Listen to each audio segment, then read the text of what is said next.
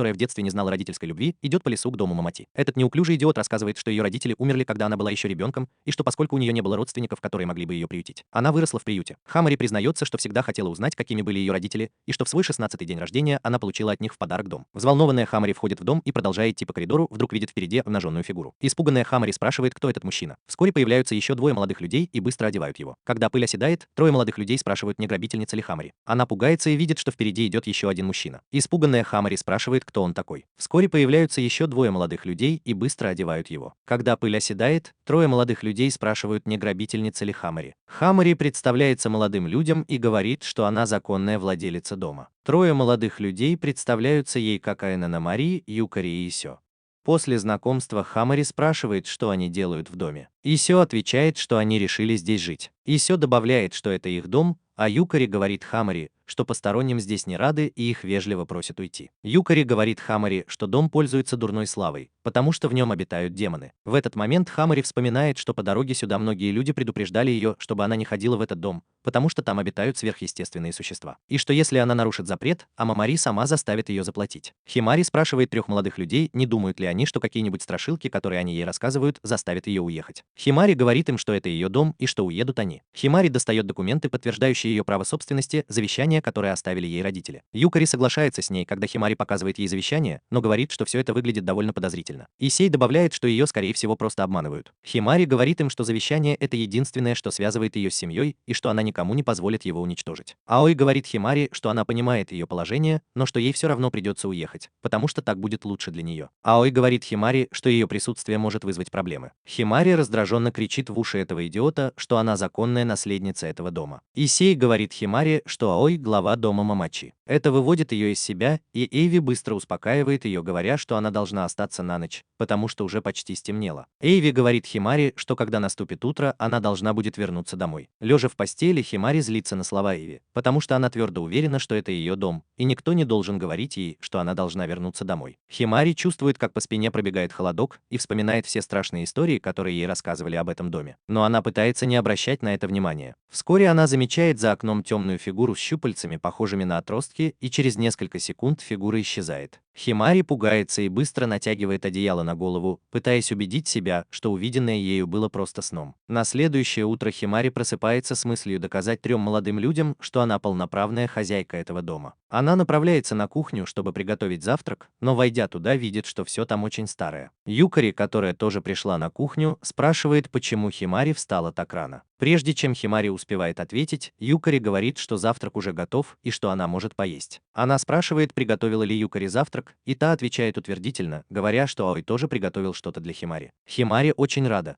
потому что уже давно этот идиот, лишенный любви, не готовил для нее. Химари благодарит Юкари за завтрак и приступает к еде. Не желая быть совсем уж бесполезной, потому что она не самая лучшая хозяйка в доме, она решает доказать свою правоту, как и подобает такой идиотке, и принимается за уборку. Иса просыпается и видит, что Химари все еще здесь. Химари спрашивает, не против ли он этого. Аой подходит к Химари и говорит, что она очень трудолюбивая, потому что начала уборку очень рано. Химари отвечает, что это ее дом, и что для нее вполне естественно хотеть убраться в нем. Химари расстраивается, потому что у нее нет связи с мобильным телефоном. Аой, никогда раньше не видевший такого устройства, удивляется, берет его у Химари и нечаянно ломает, потому что оно взрывается у него в руках. Юкари и Исей выбегают проверить, все ли в порядке с Аой, и спрашивают, не сделала ли что-нибудь Химари. Химари быстро устает от уборки, потому что комнаты, кажется, никогда не закончатся. Химари вспоминает фигуру с щупальцами, которую она видела прошлой ночью, и вздрагивает, когда на нее что-то капает. Она поднимает глаза на крышу и видит там странных уродливых существ, которые ее пугают. Мур, выйдя из дома, направляется к ней. Химари в испуге и раздражении кричит на существ, чтобы они убирались из ее дома, и они тут же исчезают. Юкари и Исей, услышав шум, быстро заходят в дом и спрашивают Химари, все ли с ней в порядке. Выглянув на улицу, они видят, что Айс лежит на земле, и понимают, что это он пытался напугать Химари, чтобы она ушла из дома вместе с другими маленькими якаями. Айс накладывает печать на торговый центр и говорит Айзе, что он знает, что это он разбудил маленьких якаев.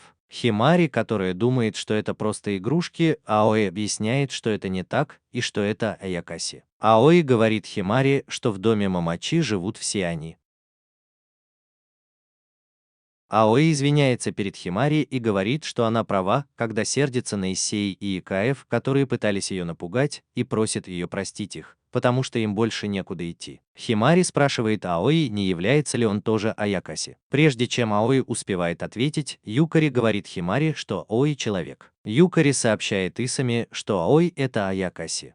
Исами просит Аои снять с него дурацкую печать. Аои просит Исами извиниться перед Юкари за то, что он сделал. Юкари, этот болван, говорит, что они, похоже, доверяют друг другу и что они как одна семья. Аои говорит ей, что и Юкари очень важны для него, и прежде чем этот недотепа, которому не хватает любви, успевает что-то сказать, Аои говорит, что ей пора уходить, потому что она здесь лишняя. Услышав это, Юкари выбегает из дома, сгорая от стыда за то, что она вообще могла подумать, что может быть частью их семьи. Юкари соглашается, что дом принадлежит ей, но она не чувствует себя здесь своей. Неожиданно она ощущает чье-то присутствие в лесу, куда она убежала. Внезапно она начинает гадать, где она находится. Существо говорит ей, что оно чувствует запах крови Момочи. Юкари пугается и падает на землю. Аои, Юкари и Исами бегут за ней, когда она выбегает из дома. И когда они прибегают, то видят перед ней ублюдка и мерзкое существо по имени Кумон Юто. Кумон Юто нападает на Юкари, и когда она падает, Аои подходит к ней и целует ее, высасывая из ее рта то, чем ее атаковал Кумон Юто, и поглощая это. Аои встает и тут же превращается. После превращения Аои Юкари понимает, что Аои это та фигура, которую она видела у себя в комнате в ту ночь. Аои говорит Кумондо, что он не отделается простым потолком, раз уж он решил снова показаться. Юкари и Исей бросаются на помощь Аои, и он приказывает им, что с помощью силы Амари, которой он обладает, они должны поймать злого Аикаши по имени Кумон Юдо. Исей и Юкари нападают на монстра и вскоре его побеждают. Исей и Юкари удерживают его, а Аои подходит к нему и уничтожает своей силой. В этот момент Химари понимает, что Аои тоже Аикаши. Юкари и Исей объясняют ей, что это не так, потому что Аои Амамори, а не Аикаши. Исей и Юкари рассказывают Химари, что дом Момочи построен на границе между миром людей и духовным миром,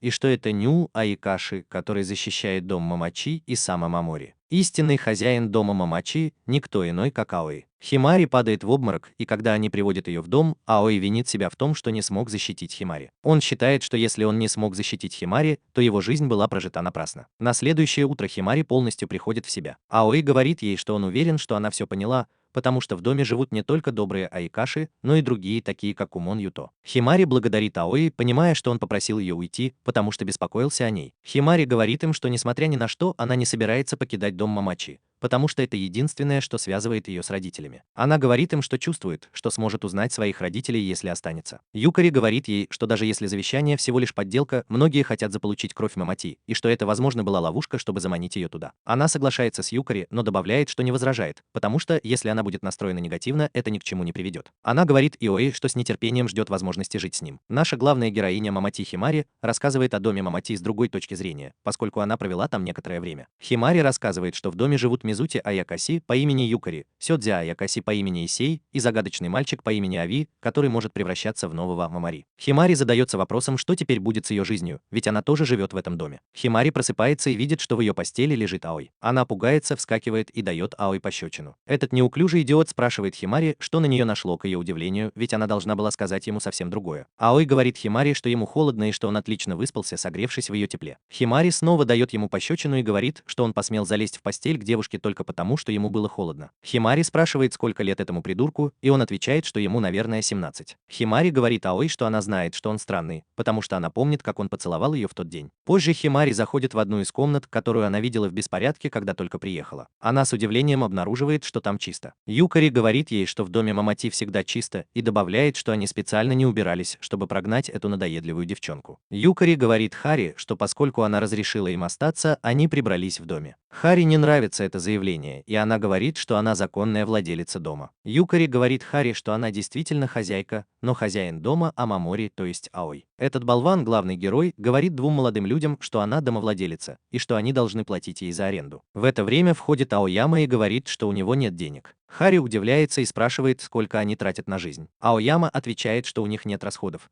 потому что их дом освещается огненными якаями. Внезапно появляется вода, которой они пользуются, и еда, которую они едят, просто появляется на кухне. Хари говорит Аой, что она хотела бы сходить в магазин за продуктами, и просит его пойти с ней и заодно показать ей окрестности. Исей, к удивлению Хари и Аой, выгнан из дома. Хари вспоминает, что это уже случалось, когда Issei пытался напугать ее и Аой, чтобы выгнать из дома. Она не понимает, откуда у нее такая сила. Аой отвечает ей, что дом, вероятно, подчиняется ей, потому что она его хозяйка. Услышав это, Хари говорит Аой, что это доказывает, что дом признал ее своей хозяйкой. Этот неуклюжий идиот снова приходит к ней и говорит, что это бесполезная сила, но как только он переступает порог дома, его глупую задницу снова вышвыривают вон по приказу Хамари. Хамари дает ему понять, что она уже почти неделю живет в доме Мамачи и до сих пор не знает, кто ее родители, потому что это все больше и больше напоминает какую-то тайну. И Аои, скорее всего, самый главный из них. Хамари, возвращаясь ночью домой, слышит, как трое молодых людей говорят о том, что нужно поставить барьер в доме, и бежит туда, где они находятся. Увидев, в каком состоянии находится Аои, она спрашивает его, все ли с ним в порядке. Позже Хамари говорит Аои, что он выглядит так, будто страдает. Аои отвечает ей, что он привык к этому и что ей не стоит беспокоиться, потому что с ним все в порядке. Хамари поворачивается к Аои и говорит, что хочет знать правду о доме и о том, что он делает. Аои усаживает Хамари и спрашивает, что именно она хочет знать. Хамари спрашивает Аои, является ли он Нуи и остается ли он тем же человеком, когда превращается. Аои отвечает, что он остается тем же человеком, потому что его ничто не контролирует. Он говорит ей, что может превращаться в Нуи и обратно по своему желанию. Хамари спрашивает Аои, как он стал Нуи и почему Амамори является главой дома Мамачи. Аои рассказывает ей историю о том, как много лет назад он случайно попал в дом Мамачи и сломал печать на входе. Аои говорит Хамари, что дом построен на границе между миром духов Аякаси и миром людей. Хари сообщает Йомори, что для защиты порога дома нужен хозяин, обладающий большой духовной силой,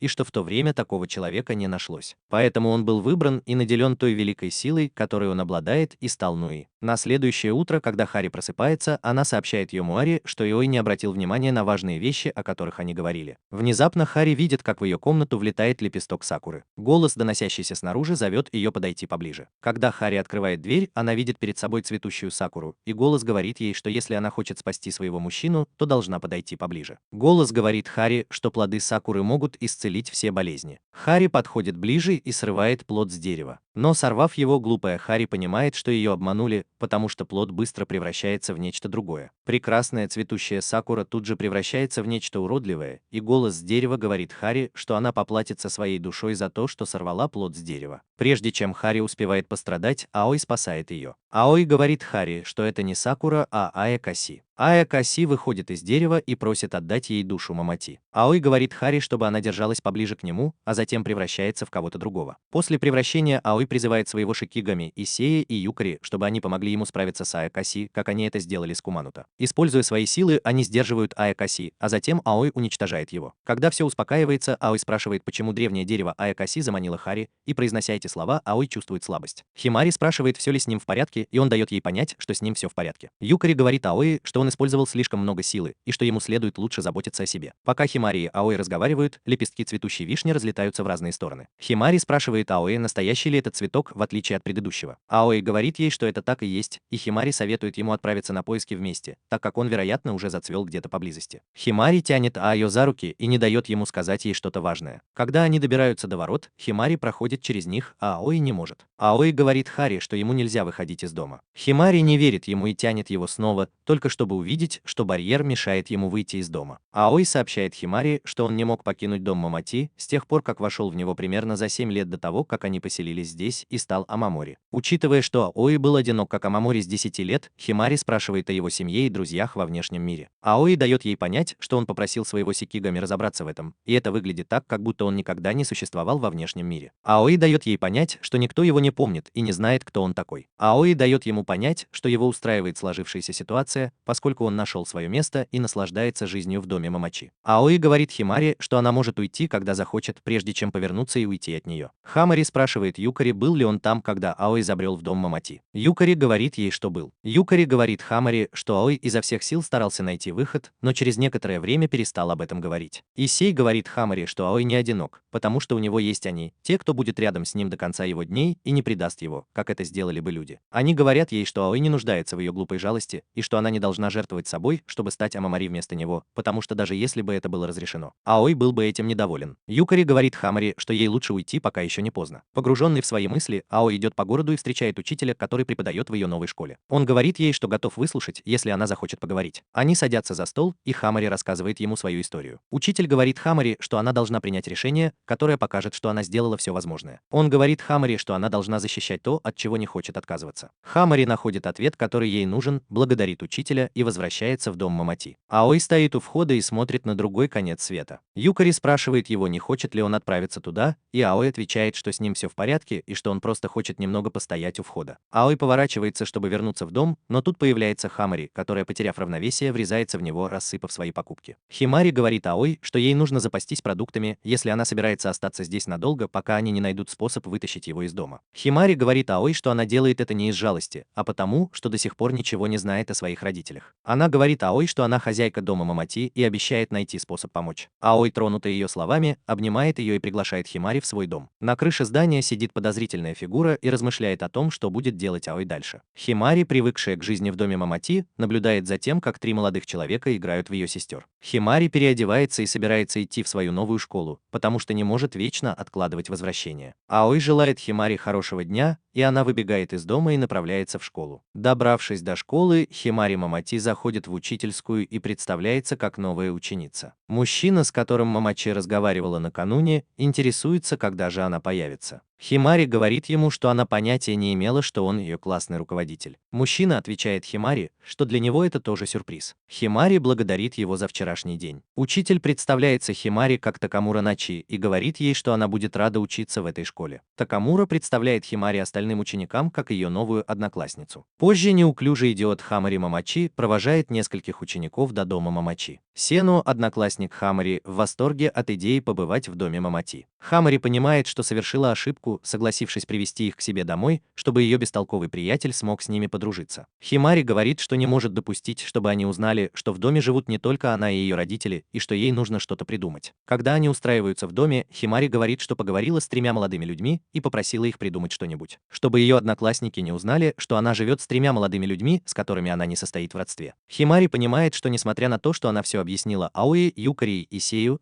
в доме Мамати может произойти все, что угодно. Химари понимает, что ей нужно как можно скорее избавиться от них. Химари встает, чтобы приготовить чай для своих гостей. Вдруг они слышат голос позади себя. Юкари, держа в руках поднос с чашками, представляется гостям Химари как ее старшая сестра Юкарика. Исей представляется как ее вторая старшая сестра Исико, а Аой представляется как ее третья старшая сестра Аойка. Химари потрясена и понимает, что она просто попросила их что-нибудь придумать, но не уточнила, что именно. Трое молодых людей решают переодеться в ее сестер, и Химари недоумевает, почему они выбрали именно это, ведь она уверена, что ее друзья не купятся на это. Один из парней, который провожал Химари домой, говорит ей, что ее сестры очень красивые. Другие студенты тоже. Один из студентов извиняется перед Юкари, которую они знают как Юкарика, за то, что они без предупреждения ворвались в дом. Тупой студент. Сену в восторге от того, что в таинственном особняке живут три прекрасные сестры. Аойка поправляет его и говорит, что их четверо. Аой извиняется и уводит Хамари.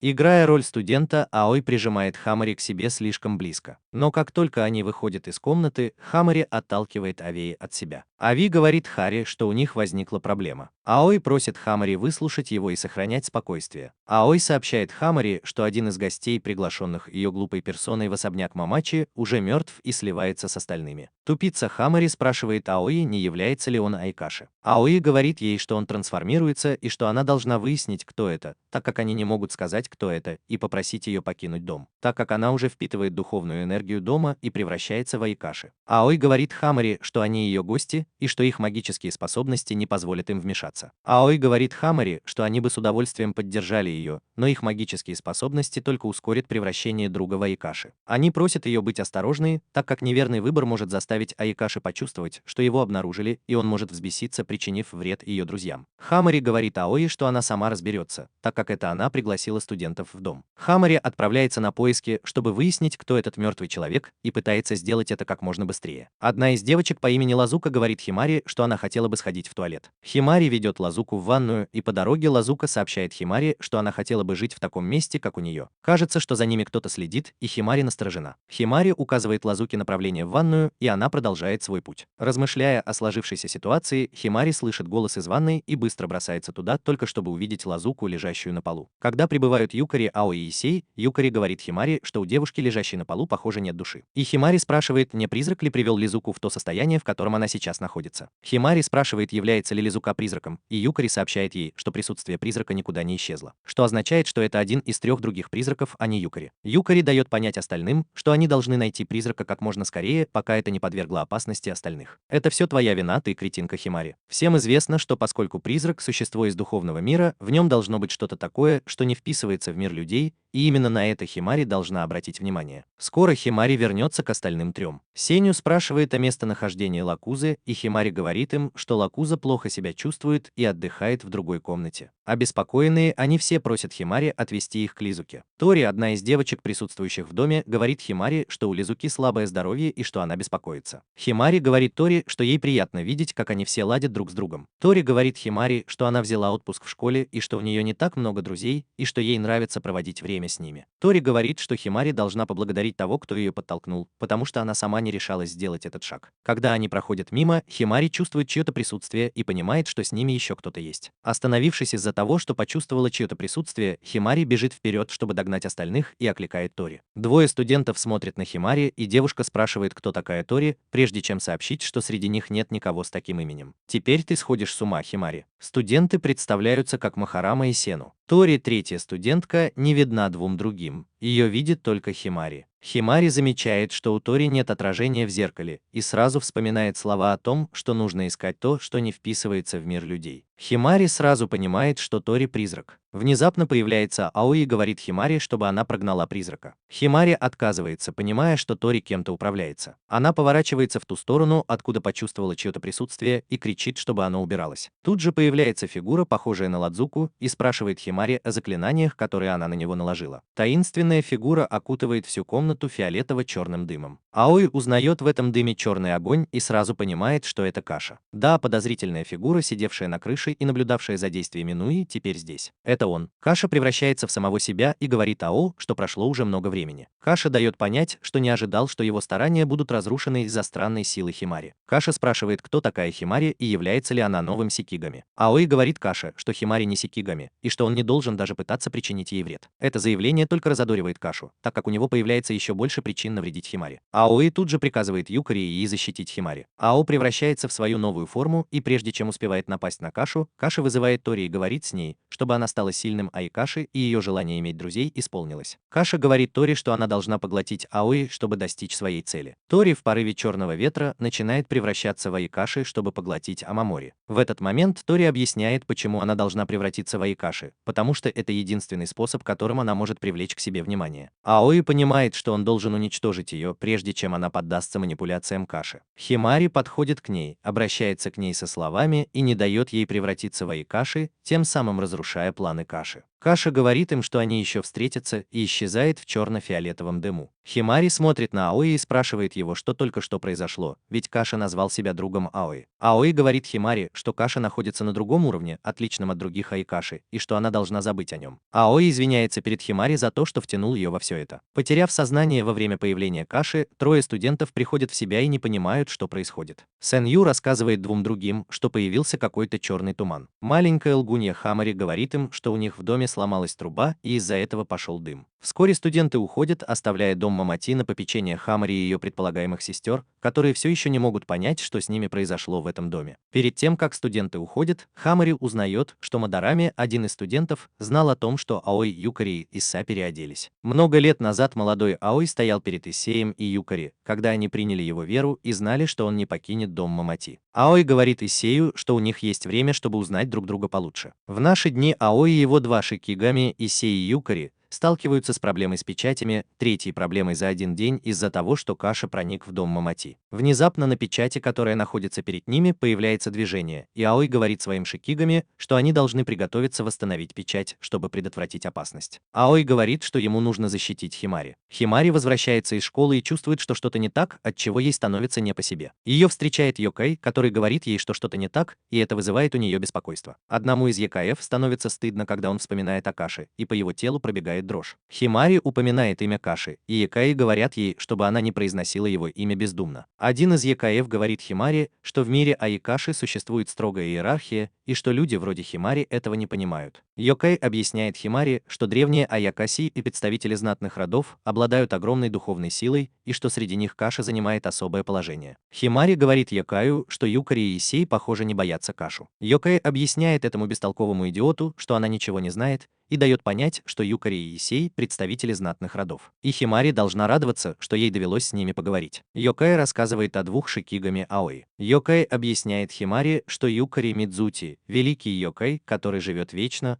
а Исей – представитель знатного рода Аякаси. В этот момент Химари понимает, что она многого не знает об Аои, Юкари и Исее. Химари уходит от Йокая и отправляется на поиски Аои. Аои и его два шикигами успешно восстановили печать, которую они хотели починить. Аои все еще не понимает, что такое Каша, и удивляется, зачем ему понадобилось по очереди взламывать печати. Аои не может понять, как Каше это удалось. Аои не может понять, что задумал Каша. Химари встречает троицу, которая только что закончила восстанавливать печать, и спрашивает Аои о Каше. Аои не хочет ей рассказывать и просит что-нибудь взамен за информацию. Она оставляет Аои в покое и спрашивает Исея. Исей говорит, что он сильнее Каши, потому что его огонь сильнее, чем огонь Каши. Исей говорит Химари, что он оставил все, что было между Аякаси в прошлом, когда стал шикигами Аои. Он говорит этому болвану и надоедливой Химари, что после всего, что произошло, он не хочет иметь дело с таким ничтожеством, как Каша. Химари спрашивает Исея, может ли он сжечь вещи, оставленные Кашей. Юкари спрашивает Химари, о чем она говорит. Химари рассказывает о метке Каши, которую она видит по всему дому. Аои, Юкари и Исей удивлены, так как они ничего не видят. Вскоре Химари понимает, что они не могут видеть того, что видит она. Химари сообщает им, что по всему дому разбросаны черные колеса, которые говорят о ручной работе Каши. Скоро колеса начнут светиться черным огнем Каши. Печать, которую только что починил Аои, будет разрушена в процессе, что позволит Каше проникнуть внутрь. После того, как печать сломается, дверь откроется, и внутрь войдет гротескного вида зверь по имени Гозу. Аои немедленно превращается в нового, и прежде чем он успевает что-либо сделать, Каша крепко связывает его магическими веревками. Исей сообщает, что веревки, связывающие Аои, истощают его силу. Исей хочет атаковать, но Юкари говорит ему не делать этого. Юкари дает Исею понять, что огонь Каши поглощает духовную силу, и что случайные атаки только ухудшат ситуацию. Иса не слушает, говорит Юкари, чтобы она отвлекала Годзу, и в итоге трансформируется вопреки предупреждениям Юкари. Химари впервые видит истинную форму Исея, когда он превращается в Сёдзе. Исей разрезает несколько веревок, связывающих Ови. Исей начинает терять контроль над своей силой. Юкари дает Химари понять, что согласно их договору как шикигами, их духовные силы связаны с Ноэ, и теперь, когда он нейтрализован Кашей, их связь практически разорвана. Химари спрашивает Юкари о том, что произойдет с Исеем, и Юкари говорит ей, что при нынешних темпах Исей может испепелить ее, себя и поддаться его пламени. До того, как Исей пришел в мир людей,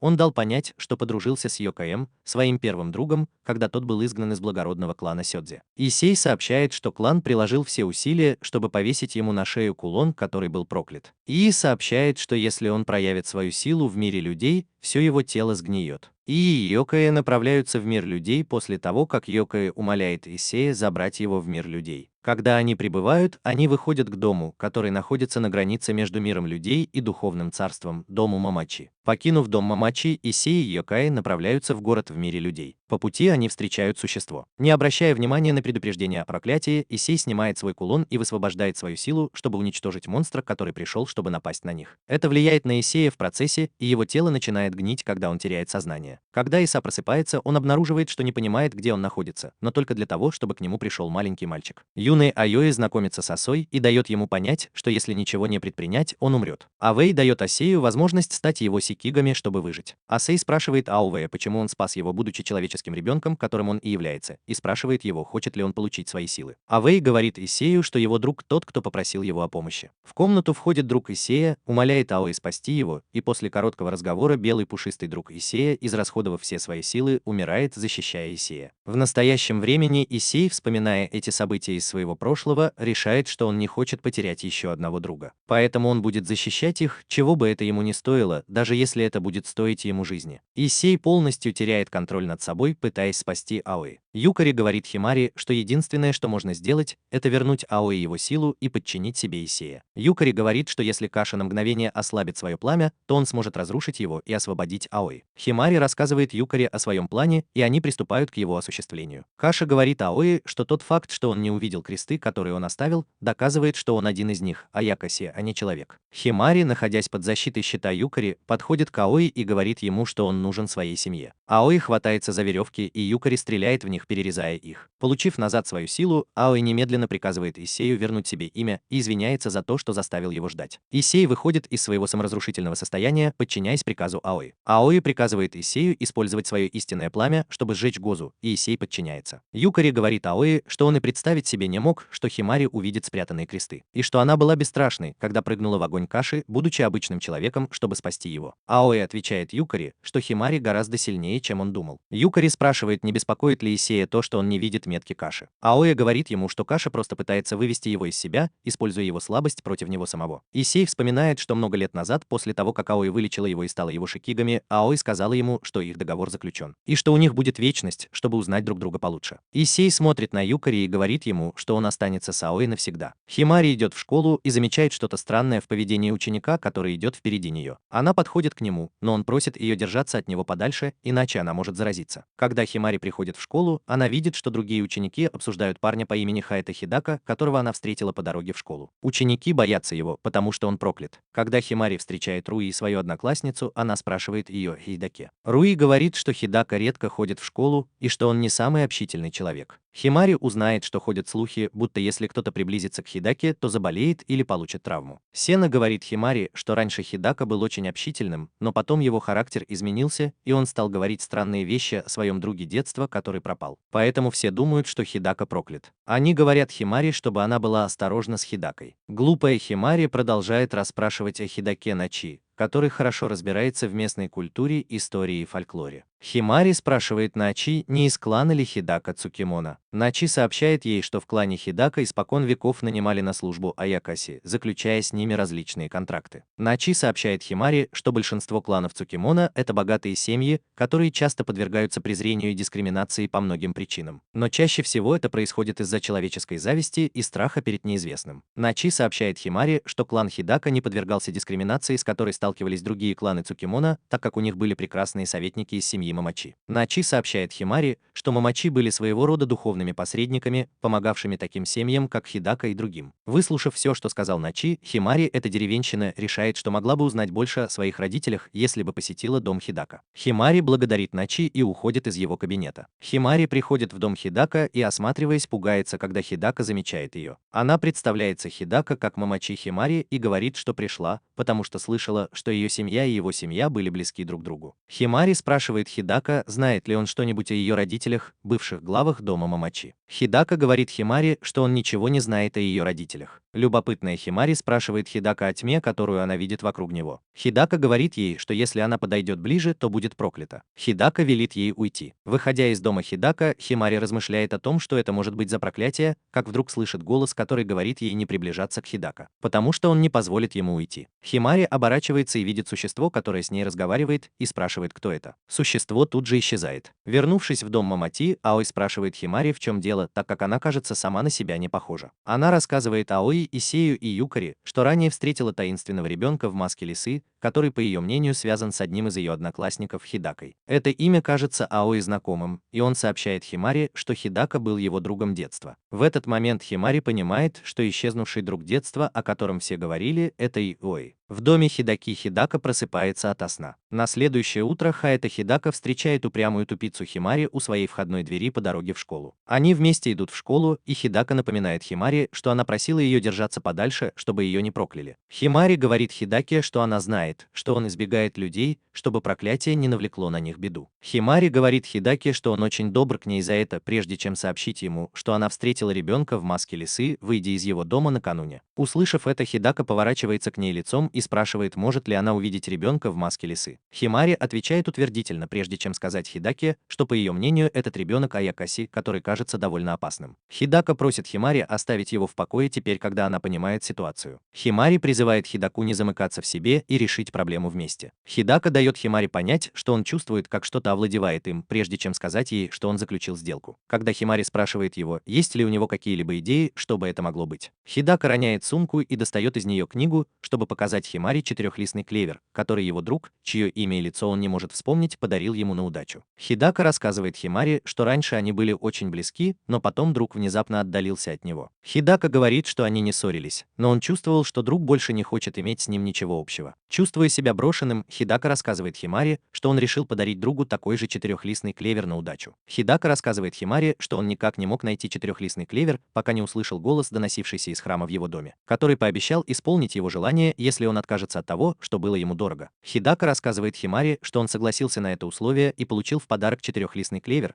но его друг исчез, словно его никогда и не было. И никто не помнил ни его лица, ни имени. Хидака считает, что он сам виноват в исчезновении друга, потому что заключил с ним сделку и не может простить себя с тех пор, как это произошло. Хидака говорит Химари, что, возможно, это он виноват в том, что случилось с его другом, потому что тот мог его проклясть. Химари говорит Хидаке, что его друг детства не проклинал его, и что его друг не исчез, потому что она верит, что он все еще с ними. Химари говорит Хидаке, что они должны снять проклятие вместе. Рассказывая все это Аои, когда они возвращаются в особняк Момоти, Аои соглашается, что они должны снять проклятие с Хидаки. И говорит Хэмори, что Аякаси, которого она видела в лисьей маске, должно быть является главой храма, который присматривал за Хидаками, а также тем, кто наложил проклятие на Хаэта Хидаку. Хэмори спрашивает Аои, почему Аякаси проклял семью, за которой он присматривал. Аои отвечает, что, возможно, это произошло потому, что никто в семье больше не знал о лисьем духе. Аои говорит Хэмори, что если не поклоняться Аякаси должным образом, то он принесет несчастье семье, а поскольку Хидаки больше не видит Аякаси, они не знают, как нужно поклоняться Аякаси, что и привело к проклятию. Аои говорит Хэмори, что они должны разорвать контракт между лисьим духом и семьей Хидака, но для этого ему понадобится помощь Хэмори. Позже Хэмори отправляется снимать проклятие. Она очищает храм, прежде чем сорвать печать, и из храма выходят лисьи духи. Духи выражают свое недовольство Хидакой за то, что он заточил их в храме и никогда не поклонялся им. Хэмори представляется духом и извиняется перед ними за то, что их держали взаперти в храме и забыли о них. Хэмори говорит духам, что в семье Хидака больше нет никого, кто мог бы видеть их, и поэтому семья перестала с ними общаться. Голова с ушами, как у енота, говорит духам, чтобы они шли с ней в дом Момоти, потому что там есть такие же, как они. Они соглашаются пойти с ней, но прежде чем они успевают это сделать, появляется их старший брат в маске лиса, который хочет убить Момоти Хидари и стать Аякаси. Другие духи лисы защищают Хидари, потому что она единственный человек, на которого они могут положиться. Духи лисы говорят Хидари, чтобы она бежала, потому что они не смогут долго сдерживать своего брата. Хидари и Хидака бегут к дому Момоти. Парень в маске лиса следует за ними, потому что его братья и сестры не могут его удержать. К счастью, Хидари и Хидака успевают добраться до дома Момоти. Аои принимает форму человека и нападает на духа лису, потому что тот вторгся на его территорию. Прежде чем Аои уничтожает духа лису, Хидака просит Аои позволить ему поговорить с духом лисой. Он соглашается, и дух лис, уже не злясь на Хидаку, возвращает ему его сокровище. И в этот момент Хидака вспоминает имя своего друга Аои. Аои говорит Хидаке, что он не виноват в исчезновении своего друга, и добавляет, что Хидака больше не принадлежит миру людей. Хидака просит Аои отвести его к другу, потому что он больше не хочет жить с грузом того, что потерял. Аои говорит, что это невозможно, и усыпляет его. На следующий день Хидари и Хидака идут в школу. Хидака благодарит Хидари за помощь в ситуации с духом лисой. Хидари говорит ему, что ему больше не нужно беспокоиться о проклятии или Аои. Хидака смотрит на Хидари и спрашивает, кто такой Аои. В этот момент Хидари понимает, что Хидака забыл, кто такой Аои. Химари застает Аои врасплох, когда та просыпается и видит, как Якаи умоляют ее помочь им. Химари спрашивает Аои, не случилось ли чего. Аои отвечает, что источник, из которого Якаи берут воду, отравлен. Аои говорит Химари, что источники в духовном мире священны и созданы Рюдзином. Аои сообщает Химари, что Рюдзин защищает источники, чтобы они никогда не высыхали и вода в них оставалась чистой вечно. Юкари подходит к ним и говорит, что ему не удалось связаться с Рюдзином, потому что он не чувствует его присутствия и не слышит его голоса. Нимрод, Химари спрашивает Юкари, может ли он поговорить с Рюдзином. Юкари отвечает, что он может, потому что он его родственник. Аои вмешивается и говорит, что Юкари его шикигами, но стал Мидзути только благодаря силе Рюдзина. Юкари говорит, что до того, как стать Аикаши, он тоже был человеком, как и Аои. Юкари говорит, что он был принесен в жертву Рюдзину. Юкари говорит, что для того, чтобы поговорить с Рюдзином, человек должен быть его родственником или жертвой,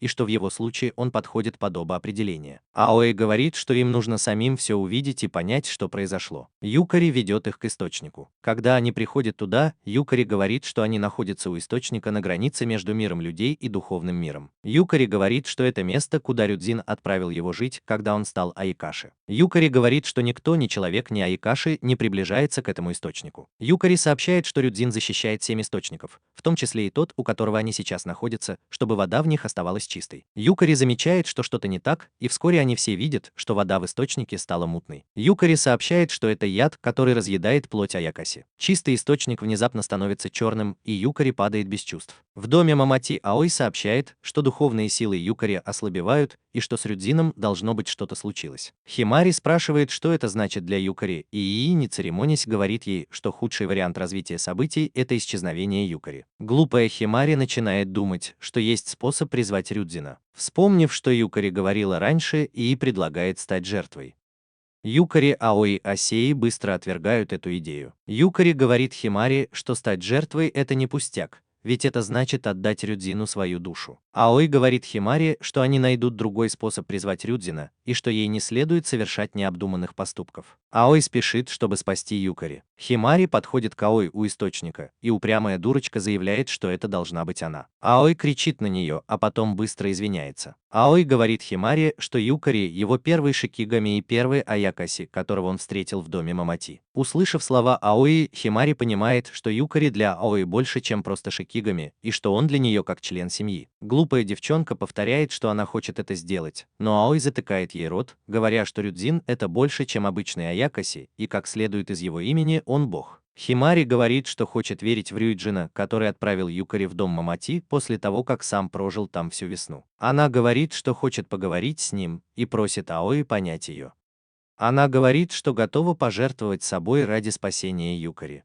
Аои говорит Химари, что понимает ее чувства, но не хочет подвергать ее опасности и просит Химари понять его. Аои говорит Химари, что если она окажется в опасности, он без колебаний уничтожит Рюйджина. Аои просит Химари пообещать ему, что она не будет безрассудной, и она обещает. На следующий день Аои вызывает Рюйджина из источника, и когда тот появляется, они понимают, что с ним что-то не так, и что именно он испортил источник и создал проблему. Аои говорит, что у него нет выбора, и что Рюйджина нужно очистить. Аои говорит Химари, чтобы она отступила, но неуклюжий и медлительный Исей не успевает и оказывается в воде на территории Рюйджина. Аои приказывает Исею отступить, потому что он должен пойти вместо него и принять любое проклятие, которое может обрушиться на него, потому что он не может позволить Рюйджину забрать Химари. Прежде чем Аои успевает что-либо сделать, появляется Юкари и просит Аои освободить его от контракта, чтобы он смог успокоить Рюйджина и спасти Химари. Аои неохотно соглашается и освобождает его от контракта. Юкари тут же принимает свой истинный облик и ныряет в воду, чтобы встретиться с Рюйджином и спасти Химари. Находясь под водой, Юкари видит Химари и спрашивает, все ли с ней в порядке. На мгновение мысли Химари и Юкари путаются, и она видит обрывки воспоминаний о Юкари, которые были еще до того, как он стал Аикаши, когда он был человеком. Химари извиняется перед Юкари за то, что заглянула в его прошлое. Юкари говорит Химари, что это всего лишь мимолетные воспоминания о давно ушедших днях. Юкари рассказывает Химари историю своей прошлой жизни и о том, как он стал родственником Рюджина. Юкари говорит Химари, что после того, как он стал родственником Рюджина, он долго жил у источника, который ему подарил Рюджин, пока однажды Рюджин не приказал ему отправиться в дом Мамати и никогда больше не возвращаться. Юкари рассказывает Химари, что он послушался Рюджина, встретил Аои и стал шикигами. Юкари говорит глуповатой Химари, что с того самого момента он не мог связаться с Рюджином, сколько бы ни пытался. Юкари говорит Химари, что он до сих пор не понимает, почему Рюджин отправил его в дом Мамати, и Химари отвечает, что возможно он просто чувствовал себя одиноким. Химари добавляет, что по ее мнению Рюджин отправил Юкари в дом Мамати, где он мог встретить других таких же, как он. Юкари обдумывает это и понимает, что Химари права, ведь он всегда был одинок до того, как переехал в дом Мамати. Химари говорит Юкари, что есть причина, по которой Рюджин до сих пор не пытался с ним встретиться,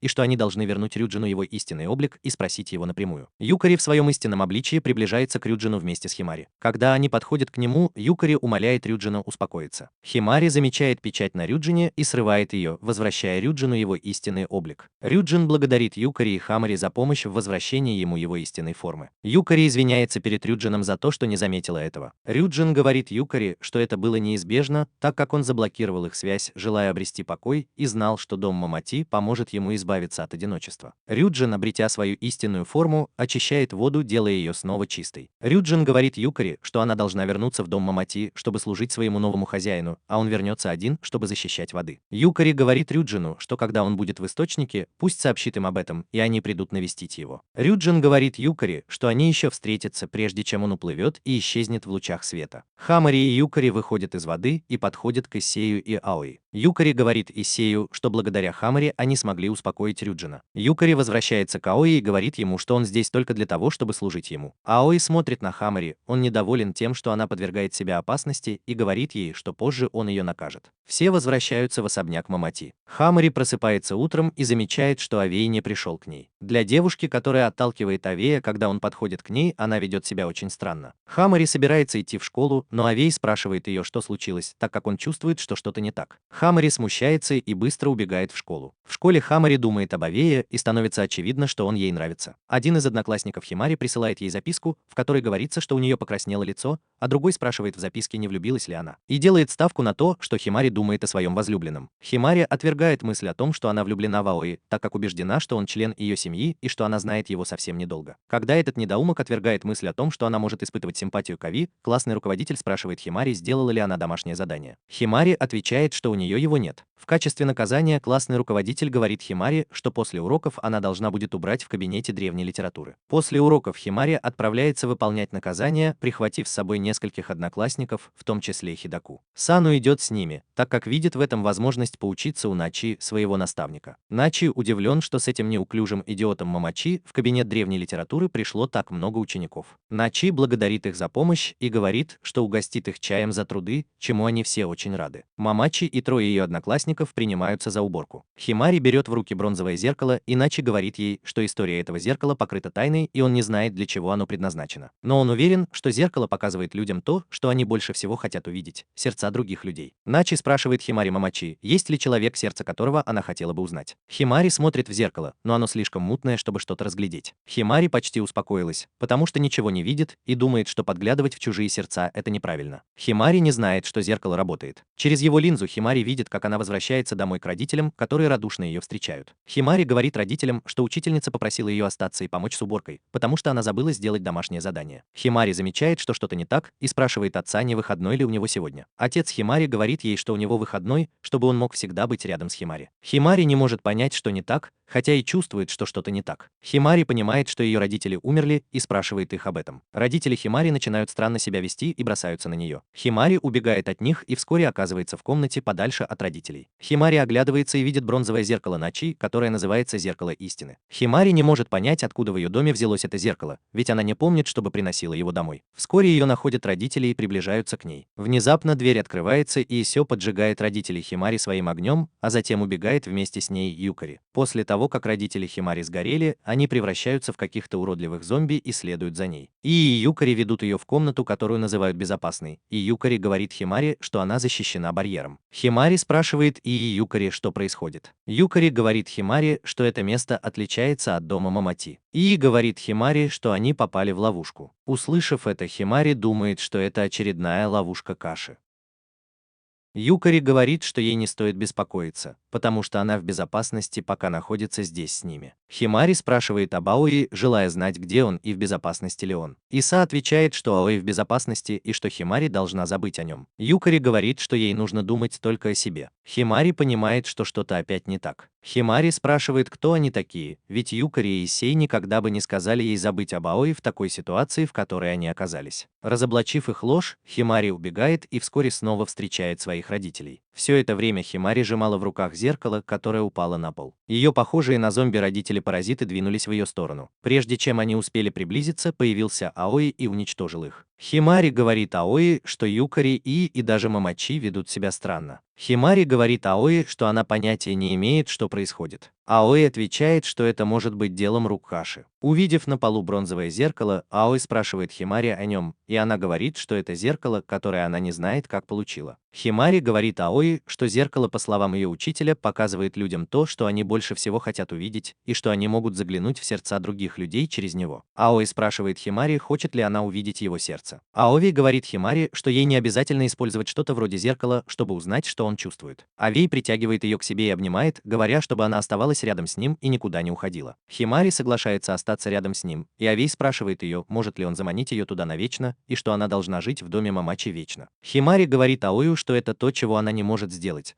потому что она обещала помочь ему выбраться из дома Мамачи и вернуться домой, для внешнего мира. Ава говорит Химари, что ему суждено остаться в доме Мамачи, потому что он уже в Аякасе. В этот момент Химари понимает, что это тоже не Авей. Какая глупая девочка. Она избавляется от присутствия Авея только для того, чтобы оказаться лицом к лицу с демонически выглядящей версией самой себя, которая пытается соблазнить ее жить в этом мире, используя различные средства. Химари побеждает и сталкивается лицом к лицу с Кашей. Химари спрашивает Кашу, почему он пришел за ней. Скоро Химари отправится в реальный мир. Химари лежала на полу и потеряла сознание, когда взглянула в зеркало. Когда Химари приходит в сознание, Начи рассказывает ей, что произошло. Сену сообщает ей, что она была без сознания несколько минут. Начи спрашивает Химари Мамати, все ли с ней в порядке, и Химари отвечает ему, что ей просто приснился сон. Химари дает понять, что это был странный сон, и что благодаря ему она узнала кое-что важное. Начи просит Мамати как-нибудь поговорить с ней о ее сне. Вскоре Хари мчится к дому Мамати, так как, находясь в зазеркалье, понимает, что ей нравится Аои и что у нее есть к нему чувства. Когда она приходит в дом Мамати и видит Аои, Хари признается ему в любви. Аои разбивает сердце Хари, когда отвечает, что не может воспринимать ее в таком ключе. Юкари сообщает Хари, что после того, как Аои отверг ее, она сделала огромный шаг вперед по тернистой дороге взросления. Исей открывает дверь и говорит Хари, чтобы она не унывала. Исей сообщает, что они написали народную песню в память о ее отвержении. Исей и его веселая компания начинают петь и играть на барабанах, выступая перед Хари. Позже появляется Эйв, и Хари сообщает, что прошло уже несколько дней с тех пор, как ее отвергли, но Аои ведет себя так, будто ничего не произошло. Исей говорит Хари, что Аои в последнее время сам не свой. Он сообщает ей, что трудно понять, почему печати Аои не работают уже несколько дней, из-за чего в дом хлынули полчища демонов. И Мари сообщает Юкари и что если печати Аои не работают, она будет выгонять демонов из дома с помощью своей команды. Юкари сообщает ей, что ее идея не решит проблему в корне. Аои извиняется за причиненные неудобства, так как он не может понять, почему это происходит. И Мари подходит к Аои и говорит, что редко видит его таким. Иман спрашивает Аои, все ли с ним в порядке. Аои отвечает Имари, что с ним все хорошо и что время все расставит по своим местам. Внезапно появляется огромное существо, которое Аои называет бабулей-кошкой и разрушает все вокруг, спрашивая Аои, почему он так слепо верит в лучшее. Кошка-бабушка говорит Аою, что в последнее время в доме Мамати стало появляться много духов,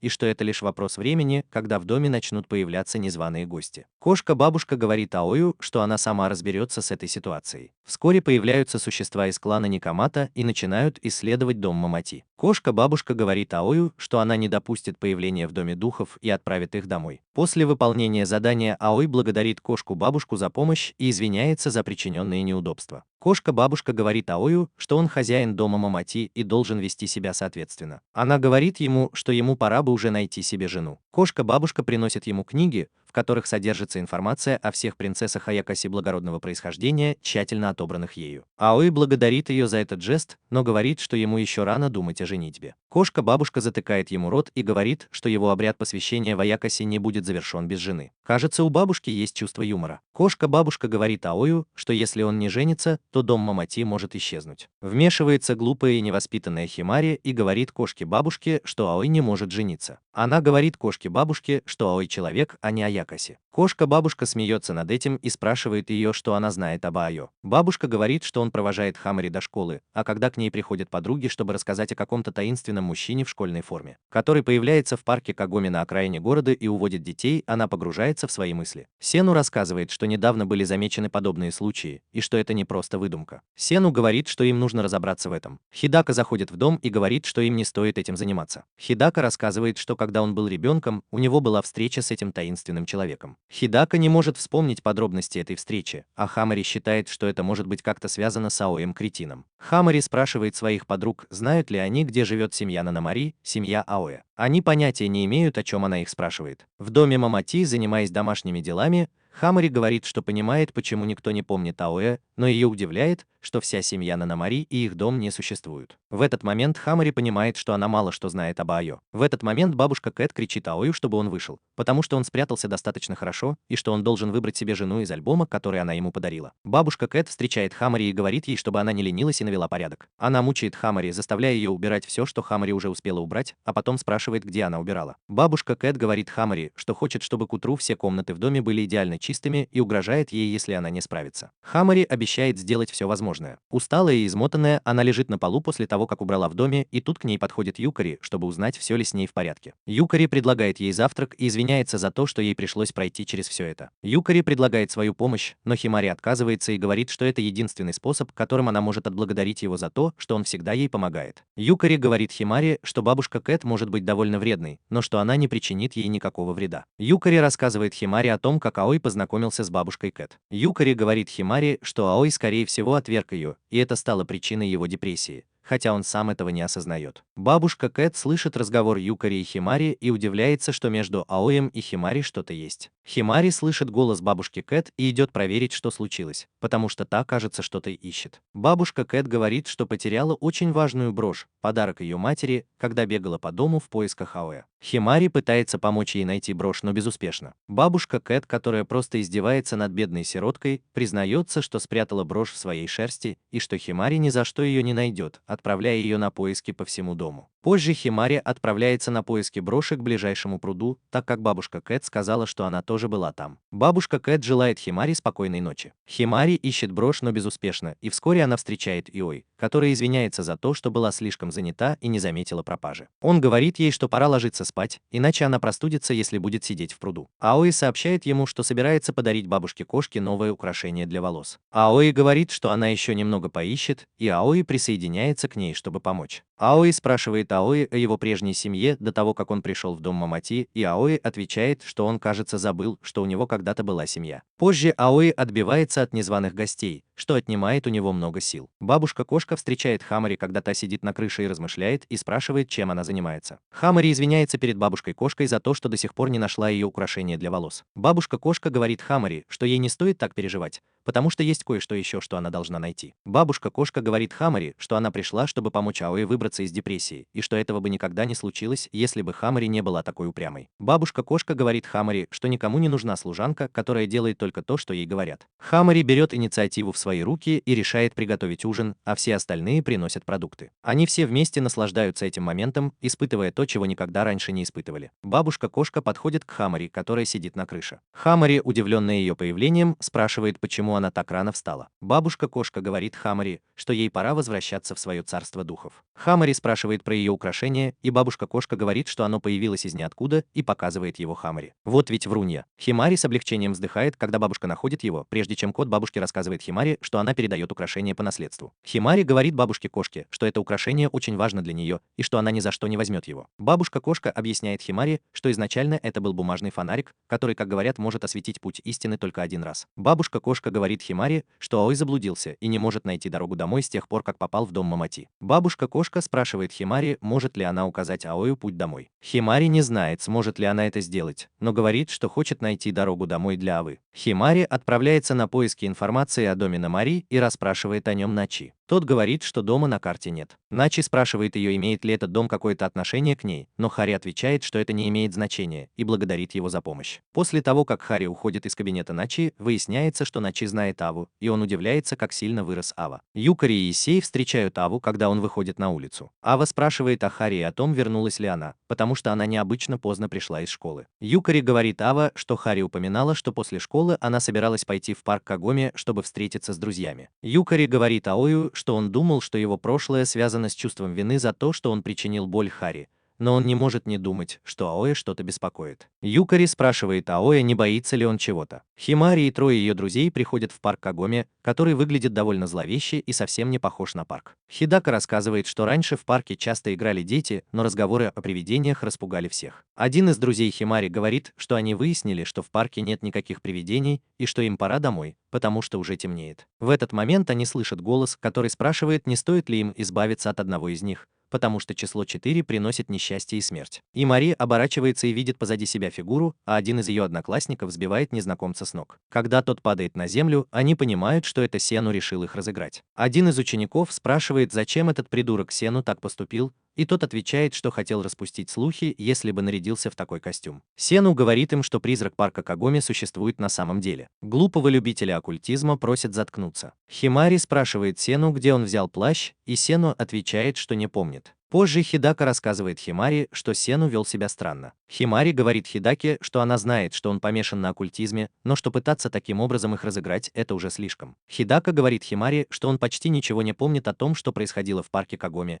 и что он помнит только, что случилось что-то очень плохое. Хидака расстраивается, что он забывает события своего детства, и ему кажется, что он теряет себя по мере взросления. Хидака добавляет, что, возможно, именно поэтому Сену так хочет вернуться в прошлое. Зная, что происходит с Хидакой, Химари говорит, что никто не должен силой отнимать у него воспоминания. Химари уходит от Хидаки и направляется домой. Когда Химари недотёпа приходит в особняк Мамачи, на нее нападает таинственная фигура Кагоми парка. Сначала Химари думает, что это Сену снова пытается ее разыграть, но вскоре понимает, что с ним что-то не так. Существо, которое говорит голосом Сену, сообщает, что раз Сену уже был однажды приглашен в особняк Мамачи, то он решил, что сможет войти туда снова. Существо выпускает щупальца и обвивает ими Химари, притягивая ее к себе. Аой, Юкари и Исей прибывают на место происшествия. Аой превращается в новую форму и приказывает своему Шикигами избавиться от монстра. Химари просит Аой не причинять вреда существу, потому что там находится ее друг Сену. Аой спрашивает Химари, не хочет ли она, чтобы ее задушили, и идиотка отвечает, что она не хочет, чтобы Аой причинил кому-то вред. Юкари и Исей приближаются и хватают монстра, освобождая Химари из его хватки. Аой в своей новой форме приближается к существу и изгоняет его, освобождая Сену. Глупая Химари хочет быть рядом с Сену, но Аой удерживает ее. Существо улетает, превращаясь в черные перья. Младшие слуги в особняке Мамачи напуганы тем, что они только что видели, и Химари пытается их успокоить, говоря, что Аой и остальные все проверят. Исей возвращается с задания и говорит Аой, что он отвел Сену домой и бросил его во дворе. Юкари говорит Аой, что он обыскал весь дом и все печати кажутся нетронутыми. Аой благодарит всех за помощь. Юкари говорит Авей, что, похоже, монстр, овладевший Сену, сказал ему что-то перед тем, как исчезнуть. Авей вспоминает слова монстра, которые тот сказал ему. Химари не может поверить, что ее друг Сену одержим. Юкари говорит Химари, что, скорее всего, ее друга подтолкнул к этому Цукумогами, обитающий в старом замке. Юкари объясняет это Химари, которая не понимает, что Цукумогами – это разновидность Айкаши, которая со временем обретает душу и сверхъестественные способности. Химари спрашивает, почему Цукумогами овладел Сену, и Исей отвечает ей, что, вероятно, он хочет попасть в дом Мамати, чтобы стать сильнее. Аой заходит в комнату, держа в руках ткань кимоно Аой, которое тот носил в детстве, и спрашивает, что он делает. Юкари говорит Аоэ, что если бы у них был Цукумогами, они могли бы спросить, не встречали ли они раньше что-то подозрительное. Аоэ говорит Юкари, что он проверил все печати в доме и ничего не нашел. Аоэ говорит Юкари, что он выглядит обеспокоенным. Юкари говорит ему, что он не чувствует ничего плохого, но его не покидает дурное предчувствие. Аоэ спрашивает Юкари, каково это превращаться в Айкаши. Юкари объясняет это Аоэ, а затем спрашивает Аоэ, не хочет ли он отказаться от своих воспоминаний и человеческих чувств, чтобы стать Айкаши. Юкари спрашивает его, не пытается ли он отказаться от чего-то важного ради дома Мамати, и не жалеет ли он об этом. Обдумывая все это, Хари подходит к Аоэ, который стоит на улице, и спрашивает, что он делает здесь так поздно. Аоэ отвечает, что не мог уснуть из-за ветра. Хари говорит Аоэ, что она тоже не спит,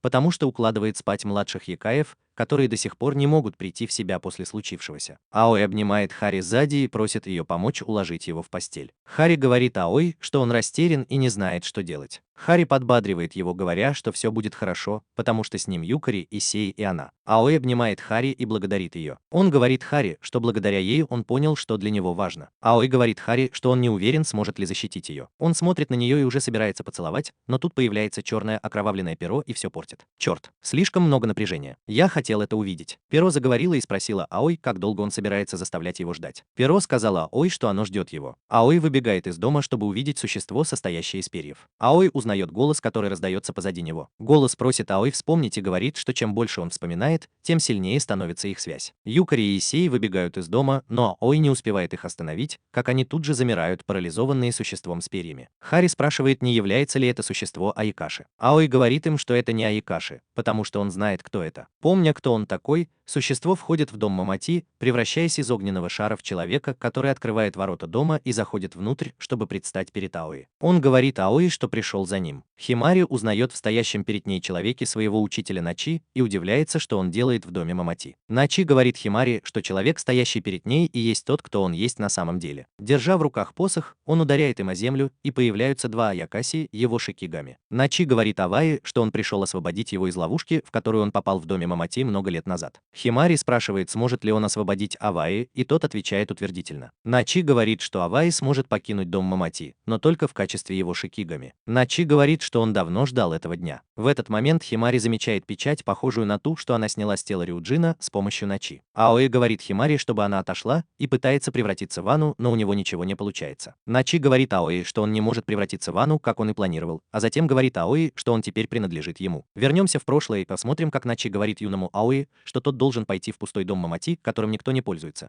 потому что все будут только рады, если он исчезнет. Он говорит Аои, что тот должен спрятаться там на некоторое время и что его семья будет искать его, если он пропадет. Аои спрашивает Начи, что будет, если никто не придет за ним. Начи говорит глупому Аои, чтобы тот не волновался, потому что он придет за ним, пообещав Аои, что заберет его. Одноклассники Аои смеются над ним, потому что он утверждает, что видит призраков. Они говорят ему, что он просто хочет привлечь к себе внимание. Его родители тоже не верят ему и говорят, что он все выдумывает. В наши дни Начи полностью подчинил себе Аои и его сикигами. Начи говорит Юкари и мне, что чем больше они стараются, тем крепче становится их связь. Аои спрашивает Начи, зачем он это делает. Начи отвечает Аои, что все зависит от судьбы. Начи рассказывает, что для того, чтобы получить власть над Аякаси, он искал дом Мамати, но так и не смог туда попасть, потому что туда пускают только тех, кто может стать Амамари. Поняв, что он не подходит, Начи решил, что сможет найти кого-то другого. Начи искал ребенка, который бы подходил для этого, и каждый день искал его, пока не нашел Аои, потому что только он мог видеть его Аякаси. Маленький Аои спрашивает Начи, может ли он научить его чему-нибудь об Аякаси. Начи соглашается, но спрашивает, готов ли Аои приходить каждый день. В этот момент Начи велел Аои идти в дом Мамати. Начи говорит, что Аои оказался таким же талантливым, как он и надеялся,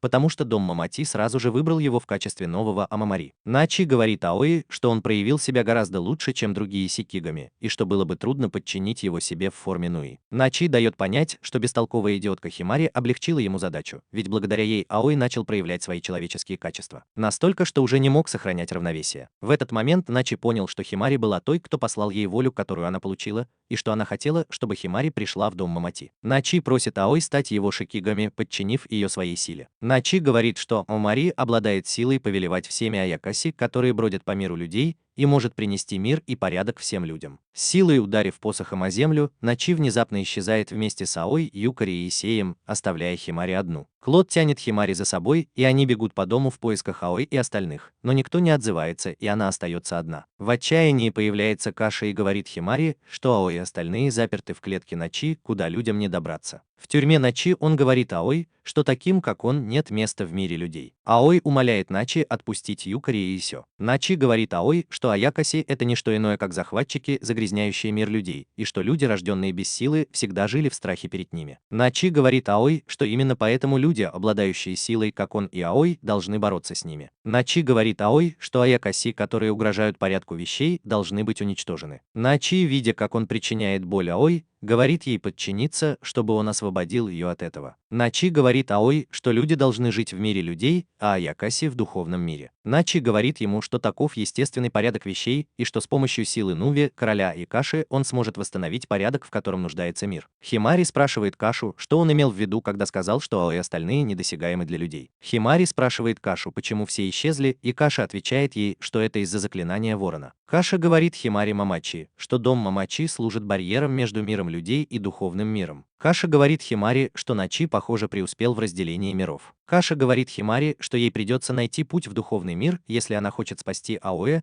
и что там она должна искать подсказки, которые приведут ее к нему. Каша говорит Химари, что если она сможет успешно пройти этот путь, то, вероятно, разрушит чары Начи. Каша говорит Химари, что смертное тело не может проникнуть в духовный мир, и предупреждает ее, что она должна попытаться умереть. В этот момент из ящика, который стоял неподалеку, засветился амулет, который дала Химари бабушка Кэт. Химари берет его в руки, и перед ней открывается проход в дом. В этот момент Химари вспоминает, что бабушка Кэт рассказывала ей об этом амулете и о том, что он может делать. Кейша говорит Химари, что для простого человека, такого как она, было бы глупо входить в духовный мир без защиты, потому что это может привести к судьбе, которая хуже смерти. Химари отвечает, что должна верить в единственный путь, который ей открыт. Химари проходит через открывшийся проход и следует по нему, пока не доходит до ворот. У ворот она встречает привратника, который говорит ей, что пропустит ее только в том случае, если она заплатит за вход. Он говорит Хамари, что заберет ее душу, потому что в том месте, куда она направляется, за это требует плату. Хамари не соглашается с его предложением, и в этот момент фонарь в виде зимней вишни, который бабушка Кэт подарила Хамари, освещает ей путь. Привратник пропускает Хамари. Хамари спрашивает у привратника, где они находятся, и он отвечает, что они находятся в хранилище воспоминаний на полке с сердцами. Привратник объясняет Хамари, что там хранится все, что касается человека. Он говорит Хамари, что она должна найти воспоминания того, кого ищет, и тогда она сможет их найти. Хамари ищет коробку с воспоминаниями Аои Мари и вскоре находит ее. Хамари с трудом находит коробку, и привратник говорит ей, что это может быть ее коробка, а не коробка Аои. Как бы заманчиво это ни было, но полка с сердцами открывается только один раз, и Тамари, собравшись с духом, решает добраться до коробки Аои и в конце концов находит ее, получив доступ к воспоминаниям Аои Мари. В коробке с воспоминаниями Аои Хамари встречает молодого Аои, который рассказывает ей о своем прошлом, показывая ей свой мир. Аои показывает глупой Хамари дом, в котором он жил раньше, и своих родителей. Хамари видит маму Аои, которая борется с болезнью. Однажды Аои играет в прятки со своими воображаемыми братьями и сестрами и прячется вместе с мамой. Увидев это, Хамари спрашивает Аои, все ли они его братья и сестры. Вскоре мама Аои умирает, и он очень грустит. И все его братья и сестры внезапно исчезают. Аои спрашивает отца о своих братьях и сестрах. Отец удивляется и говорит, что он всегда был один и играл только сам с собой. В этот момент Аои рассказывает ему, что его отец никогда не видел его братьев и сестер,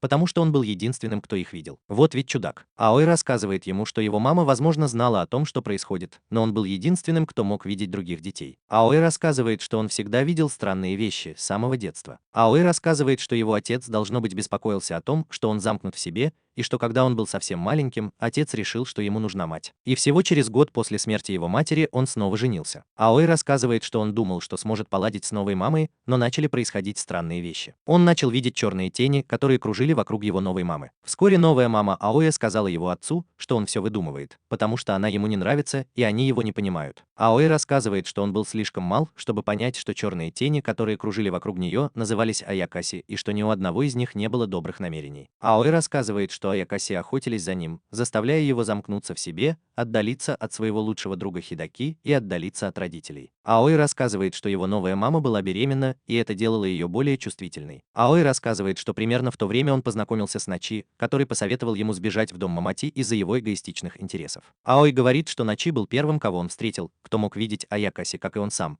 и это заставило его довериться этому ублюдку и уважать его. Авей говорит Хари, что он думал, что Начи был прав, потому что все Аякаси тянулись к нему. Он чувствовал, что единственным решением было отдалиться от всех остальных. Авей говорит Хари, что он не хотел этого делать, потому что хотел наладить отношения со своей мачехой. Но вернувшись домой, он понял, что его нерожденный брат превратился в Аякаси в утробе его мачехи. Аои говорит Харимари, что он бежал к горам и к дому Мамати. Плача, Харимари извиняется за то, что заглянула в его прошлое и перешла границы дозволенного, и благодарит его за то, что он показал ей это. Харимари говорит Аои, что перестанет плакать, чтобы вернуться и найти его. Внезапно Аои говорит Харимари, чтобы она осталась там навсегда. Харимари видит, что Аякаси окружают Аои, и убегает. Внезапно чья-то рука хватает Харимари, говоря ей, чтобы она не оглядывалась назад, потому что скоро она окажется у выхода. У выхода Харимари спрашивает, кто эта женщина, и, обернувшись, видит, что это Тори. Тори исчезает, и Харимари выпрыгивает в портал, прежде чем Аякаси успевают схватить ее. Когда Харимари выходит из портала, она оказывается перед Начи, Аой, Юкари и Сеем, которые все еще связаны. Харимари рада, что наконец-то нашла Аой. Увидев ее, Харимари спрашивает, как ей это удалось. Харимари говорит, что прошла через духовный мир. Заявление Харимари удивляет Начи еще больше, потому что Харимари всего лишь обычная смертная, не обладающая никакими способностями. Химари дает понять, что она сделала это не одна, но ей помогали другие, в том числе Каша. Химари говорит Начи, чтобы он отпустил всех. Начи дает ей понять, что их жизни перевернулись с ног на голову из-за Аикаши, и единственный способ избавиться от нее, эта боль, заключается в том, чтобы устранить Аякаси. Начи говорит Химари, что Аой такой же, как он, и что он единственный, кто может его понять. Прежде чем Начи успевает закончить свое заявление, его прерывает Химари, которая говорит ему, что Аой совсем на него не похож. В гневе Начи бросает в Химари печать, которую ловит Аой, когда он вырывается из схватки Начи. К удивлению Начи, освобождаясь от его чар, это должно быть невозможно сделать. а Айо трансформируется в свою новую форму и наносит ответный удар на Чи, который пытается напасть на него. Начи злится, потому что ждал этого момента 7 лет. Он призывает своих шикигами, всех вместе, чтобы сразиться с Аой. Восстановив свои силы, Аой натравливает своих шикигами Исей и Юкари на них всех после того, как освободил их из-под власти Начи. Вскоре Исей и Юкари побеждают шикигами Начи, оставляя его в одиночестве. В гневе тупица Начи, сказав им, что он никому не позволит встать у него на пути, накладывает на себя заклинание, чтобы обрести силы, превосходящие человеческие. Начи, не способный укротить эту силу, начинает превращаться в Ани и Аякаши, созданных из человеческого сердца, действуя так, как будто они Аякаси, с ненавистью к Аякаси и неприязнью к людям. Процесс трансформации Начи начинает разрушать дом Мамачи вместе с ним. Юкари, видя, что происходит, сообщает, что без дома Мамати барьер между миром духов и миром людей падет, и злые существа смогут свободно проникать в наш мир. Понимая, что другого выхода нет, Аой решает уничтожить Начи, как он поступал с другими Аякаши. Химари, не желая, чтобы он убивал Начи, говорит, что должен быть другой способ. Аой сообщает Химари, что несмотря на всю свою силу, он не может отделить Ани от его изначальной сущности, и что единственный способ спасти его – это полностью очистить его от ненависти и всего остального. Услышав это и осознав, что им нужно разделить Ани и Начи, Химари подходит к Начи и говорит с ним. После разговора Химари использует силу дома Мамати и приказывает Ани, живущему в сердце Начи, уйти, тем самым отделяя Начи от Ани. Аой с удивлением видит, что Химари успешно изгнала Ани из Начи, тем самым спасая ему жизнь. Но изгнание Ани сказывается на Химари, и она падает без сил. Аой быстро подбегает к ней и высасывает из нее все негативные последствия проклятия, прижимаясь губами к ее губам. Все счастливы, и когда они оборачиваются, Начи уже нет в доме Мамати, он оставил там свой посох. Каша смотрит, как Начи уходит из дома Мамати и скрывается в лесу. Каша размышляет о том, какой путь выберет Аой, танцуя между людьми и Аикаши. Химари и ее друзья идут по мосту, когда Хидака сообщает им, что Начи внезапно перевелся в другую школу и даже не стал дожидаться летних каникул. Химари приглашают на вечеринку, но она отказывается, объясняя, что будет занята. Химари возвращается домой, и ее встречает Аой, который говорит, что все уже готовятся к вечеринке, так как у них тоже будет праздник. Юкари сообщает, что им нужно еще немного украсить дом, и Химари предлагает добавить цветы. Парень в маске лисы ведет Химари, Аой, Исей и Юкари на поле подсолнухов, которое находится рядом с домом Мамати. Химари удивлена, она и не подозревала, что дом Мамати находится рядом с таким красивым местом. Химари говорит, что с детства хотела быть похожей на подсолнух, и спрашивает, не в честь ли этих цветов ее назвали родители. Ребята поспешно собирают цветы, чтобы украсить дом к празднику. Аой и Химари остаются в кладовой дома Мамати, пока Юкари продолжает готовить угощение для вечеринки.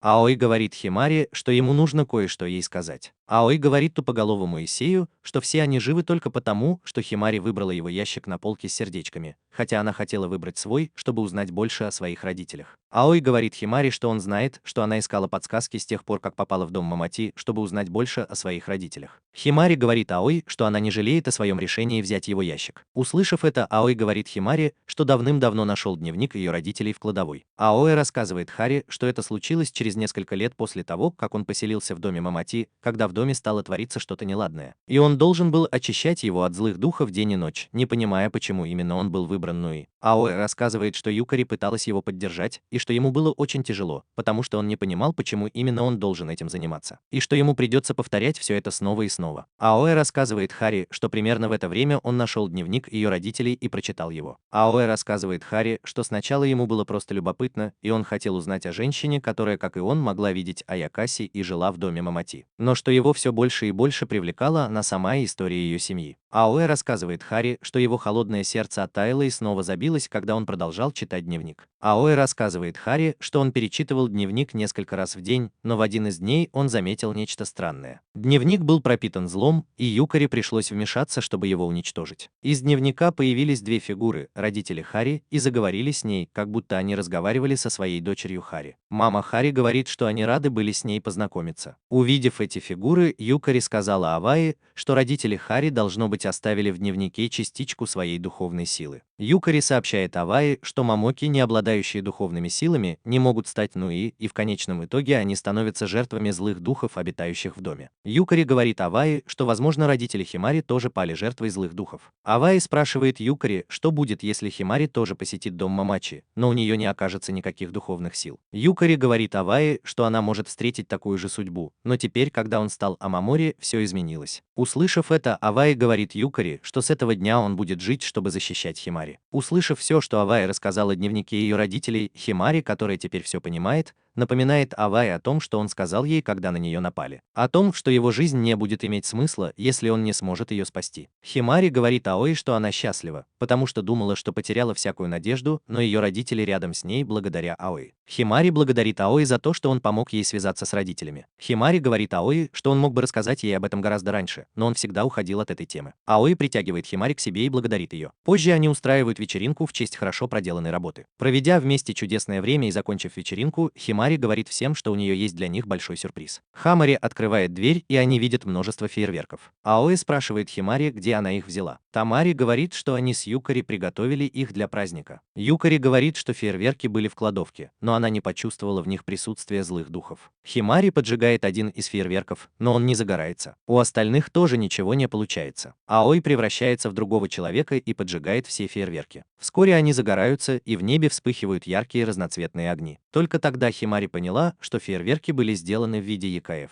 Химари тащит Аои за собой, и они взлетают на одном из фейерверков. Высоко в небе Аои видит огни города, который окружает дом Мамати. Юкари говорит Ися, что, возможно, однажды Аои сможет вернуться в мир людей благодаря Химари. Аои рассказывает Химари значение ее имени, основываясь на записях в дневнике ее родителей. Аои признается, что никогда не осмеливался взглянуть в лицо своей судьбе и поэтому убежал от искренности и честности Химари. Химари отвечает, что она уже знает, что он большой врун. Глупый Аои смотрит на Химари и без тени страха говорит ей, что любит ее, и целует ее, а вокруг них в небе взрываются фейерверки. Как вы думаете, что произойдет в продолжении этой истории? Химари наконец-то получает любовь Аоэ. Химари добивается своей цели, которая привела ее в дом Мамати, где она узнала больше о своих родителях. Какие еще приключения ждут ее в доме Мамати вместе с 3 молодыми людьми, с которыми